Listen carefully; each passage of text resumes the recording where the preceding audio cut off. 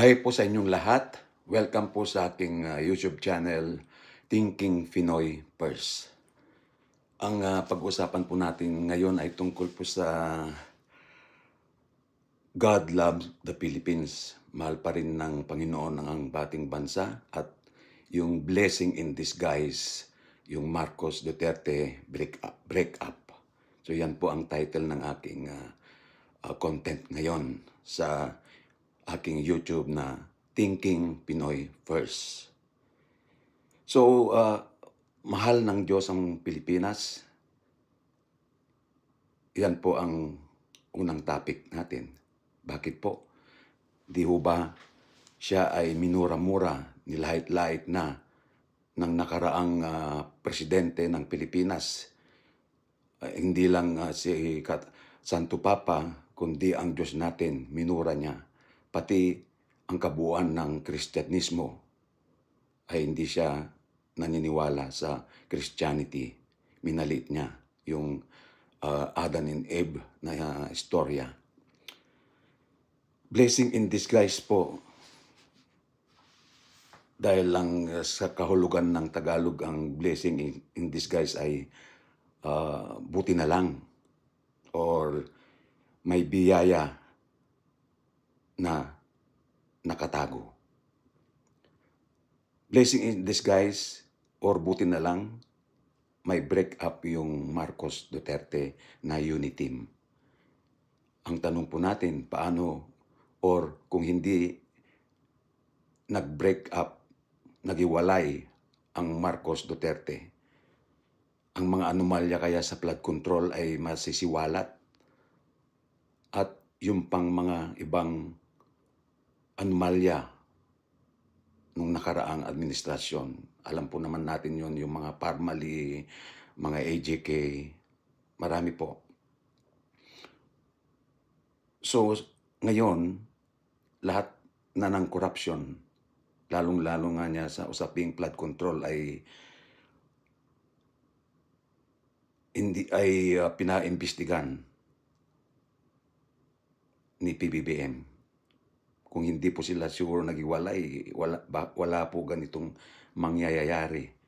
Hindi po na tuloy-tuloy ang pagnanakaw sa kaban ng bayan ng mga politiko at ng gobyerno.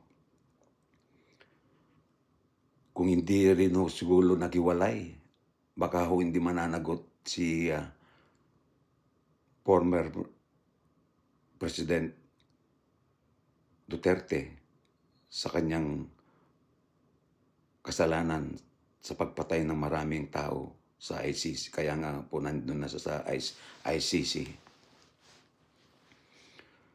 Isa pang blessing in disguise ay yung hindi po nakuha ni Sara yung pagka-secretary ng National Defense. Siguro po siya po yung DND ay di natin alam kung ano na ang nangyari sa ating mga seguridad, lalong-lalo na dyan sa usaping West Philippine Sea. Alam po naman natin na ang mga Duterte ay pro-China. Kaya nga naisip natin tuloy na kaya hindi naituloy sa Senado yung impeachment kay BP Sara tungkol sa kanyang confidential funds at iba pang mga nilabag niya sa batas. Dahil karamihan pala sa mga senador na involved ngayon sa Ghost Project anomaly sa flood control ay Duterte. Alam niyo naman po siguro sino-sino sila, yung nabanggit nga na mayroon ng ICI, yung Independent Commission for Infrastructure. Nandyan po yung sina Escudero, Estrada, Revilla. Marami po. Karamihan sa kanila ay Duterte. So iniisip tuloy talaga natin na talagang blessing in disguise or buti na lang. Meron palang magandang nakatago sa paghiwalay ng unity team. kung sila po ay solidong mag-unity team pa rin, lahat po ng mga anomalyang naisiwalat sa ngayon sa panahon ni PBBM ay hindi po mangyayari. Ganyan po naman ang politika sa atin. Kaya nagkataon lamang na may balak yung nakaraang presidente noon na parang gusto nang iupo talaga si Sara or palitan si PBBM. Hindi ho ba dahil kaupo pa lang ng mamang si PBBM ay binanatan na siya ng mga negatibong mga salita noon ni Duterte. So doon na lahat, mga bintang na siya ay adik, kung ano-ano na. Weak leader, yun ang mga sinasabi noon ni Duterte. Dahil nga siya ay self-confessed strong leader. Pero tingnan nyo naman yung strong leader ay nasa ICC na. At least nandun na siya at doon na siya sagot sa lahat ng mga bintang sa kanya. Mayroon siyang forum, ilatag yung kanyang mga witness o yung mga ebidensya na hindi siya dapat maikulong dahil sa mga extrajudicial killings na nangyari dito sa Pilipinas. Mga libo-libo, hindi lang 5,000, mahigit pa raw yun, mga 20-25 na namatay sa kanyang kampanyang war on drugs. So, tignan po natin sa perspektibo na positibo itong nangyayaring ito. Si PBBM ang papaimbestiga ngayon. Karamihan nga mga nagsasabi dyan sa mga political analysts, mga politiko, mga veterano, na siya lamang ang presidenteng nagpaimbestiga sa ganitong uri na kung saan alam naman lahat natin na mayroong talagang anomalya sa lahat ng gobyerno ng Pilipinas. Although hindi po siguro totally matatanggal yan, pero kung unti-unti may nag-umpisa na, sana tuloy-tuloy na ang ganyang usapin na mawala ang graft and corruption, mga anomalya sa bawat ahensya ng Pilipinas. Grabe po sa Pilipinas. One of a kind. Sa Pilipinas lang nangyayari yan. Just a moment ago, yun nga, yung tinanggap ni PBBM yung resignation ni na Executive Bersamin, Executive Secretary at DBM the Department of Budget Management Secretary na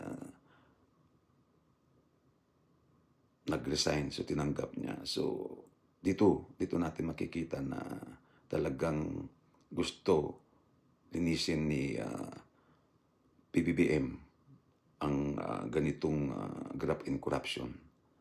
Sana yung mga susunod na presidente, mga leader, ay ituloy nila ang ganitong sistema na tanggalin, bawasan ang graft and corruption sa Pilipinas. Talamak po dyan sa Pilipinas. Sa Pilipinas lang nangyaring ganyan, na ang mga gobyernong opisyal at ang mga mismong mga senador, congressman na inihalal ng bayan, sila yung mga nagnanakaw. Palatandaan po natin na ang iba dyang mga senador ay sangkot din noon sa mga PDAP scam ng panahon ni Pinoy. Sila ay naikulong noon pero lumabas o pinalabas ng nakaraang administrasyon. Sana sa 2028, iboto po niyo yung leader, lalong-lalo sa pagka-presidente, na siguraduhin hindi mananalo para yung mga makonvict ngayon, yung mga malagay sa preso. Sabi nga ni Ombudsman, before December 2025, doon na sila magkri-Christmas. At doon na sila makulong. Kaya siguraduhin sa 2028 na ang presidente ay hindi mananalo para palabasin lamang itong mga makukonvict sa kasalukuyang administrasyon. Alam po natin na ganyan ang sistema ng politika dyan sa Pilipinas. Kung hindi man sila mapalabas, baka ma-house arrest or mabawasan yung sentensya nila. Ganyan po ang sistema ng politika sa atin. Kung alay ka ng presidente, absuelto ka, mabawasan ang iyong jail period of time or ma-house arrest ka lang. Ganyan po ang pangyayari sa atin. Kampi-kampihan. Dahil nga po sa tribalism, fanatism. Hindi po yung para sa kapakanan ng mga mamayang Pilipino. Yung pong pangyari dyan sa trillion peso march, ay saludo tayo sa mga umattend doon. Although mayroong faction na gustong pabagsakin ang gobyerno na hindi naman po yun ang layunin talaga, sabi ng spokesman ng trillion peso march movement. Ang layunin nila ay panagutin ang mga involved dyan sa flood control at yung iba pang mga graft and corruption na nangyari dyan sa Pilipinas. Hindi po yung palitan ang gobyerno. Mabuti na lang din at ang ICC ay hindi lumihis sa kanila talagang layunin na para katulad din ng trillion peso march na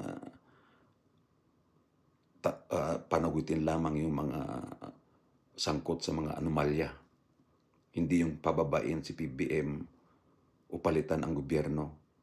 Alam po naman natin yung kampo ng Duterte, yun po yung layunin nila. So, pero ito nga, ang masama pa dyan sa Pilipinas, ang mga ibang reliyon o sector of religion, katulad niya nga po dyan sa ICC, or no, I mean Iglesia ni Cristo, mga Jesus Lord, kahit sa Roman Catholic or lahat ng iba pang mga reliyon, sana hindi po kayo nakikilahok dyan sa mga usaping pampolitika. Tama lang na kayo'y gumabay. Sabihan nyo yung mga nasasakupan nyo tungkol sa masamang anomalya. Pagsabihan sila kung dapat ba o hindi iboto. Pero hindi po yung tama na mag-endorso po kayo ng mga politiko. Masakit man, pero yung karamihan po sa mga ininondorso ng Iglesia ni Cristo, nandyan po sa mga pahayagan na sinasabi na karamihan sa involved sa ghost project ng mga senador ay 90% or lahat ata ay involved dyan sa flood control. So ano pong ibig sabihin nun? Iglesia ni Cristo, alam ko yung mga pananampalataya, saludo kami, pero yung pag-endorso nyo ngayon, involved, yung mga in-endorso nyo ay involved ngayon sa flood control, ano po ang inyong sabihin sa kanila? Pwede nyo ba sabihin sa kanila na dapat ay kayo ay nagkamali? Dapat ay hindi nyo na sila in-endorso? Or dapat pagsabihan nyo sila? Kayo mismo ang magsisigaw dyan sa rally nyo na ay nagsisisi kayo na sila inyong ibinoto o sinunod ang utos ng inyong leader na si Manalo. Magsisisi ba kayo? Sana Lahat tayo, di ba, nagsisisi anuman ang ating reliyon, na kung nagkamali tayo ay tinatanggap natin at nagsisisi tayo. Hindi mo ba? Kahit ano pang reliyon ka, ganun ang ating asal sana. So ngayon ang inyong pagsabihan nyo sila na kayo'y nagsisisi kung bakit nyo sila ibinoto na sila pala'y mga nasasangkot sa flood control, nagnakaw sa kaban ng bayan. So, yun po ang aking content ngayon na naisip-isip ko na talagang mahal pa rin tayo ng Diyos. Mahal pa rin tayo ng Panginoon kahit pa sa una ko pong salita ay sinabing kong kahit pa siya'y minura-mura, minaliit, hindi lang siya kundi pati ang Santo Papa nung nakaraang presidente.